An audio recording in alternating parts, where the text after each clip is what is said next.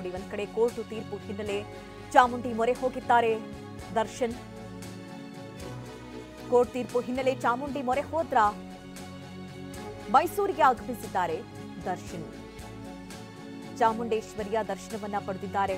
ಒಂದ್ ಕಡೆ ಕೋರ್ಟ್ ತೀರ್ಪು ಏನಾಗುತ್ತೆ ಏನು ಅನ್ನುವಂತಹ ಭಯ ಇದೆ. ಯಾಕೆಂದ್ರೆ ಈಗಾಗಲೇ ಸುಪ್ರೀಂ ಕೋರ್ಟ್ ಯಾಕೆ ಜಾಮೀನು ರದ್ದುಗೊಳಿಸಬಾರದು ಅಂತ ಪ್ರಶ್ನೆ ಮಾಡಿದೆ. ಜೊತೆಗೆ ಲಿಖಿತ ವಾದವನ್ನ ಮಂಡಿಸುವಂತೆ ಹೇಳಿದೆ.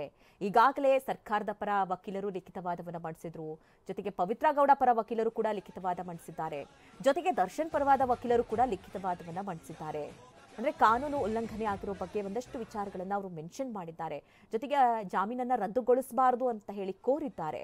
ಹೀಗಾಗಿ ಈಗ ದರ್ಶನ್ನ ಮುಂದಿನ ಕೇಸ್ಗೆ ಸಂಬಂಧಪಟ್ಟಂತೆ ಏನಾಗುತ್ತೆ, ಜಾಮೀನು ರದ್ದಾಗುತ್ತಾ ಏನು ಅನ್ನುವಂತಹ ಪ್ರಶ್ನೆ ಇದೆ. ಇದರ ಮಧ್ಯದಲ್ಲಿ ಅವರು ಚಾಮುಂಡೇಶ್ವರಿಯ ದರ್ಶನ ಪಡೆದಿದ್ದಾರೆ.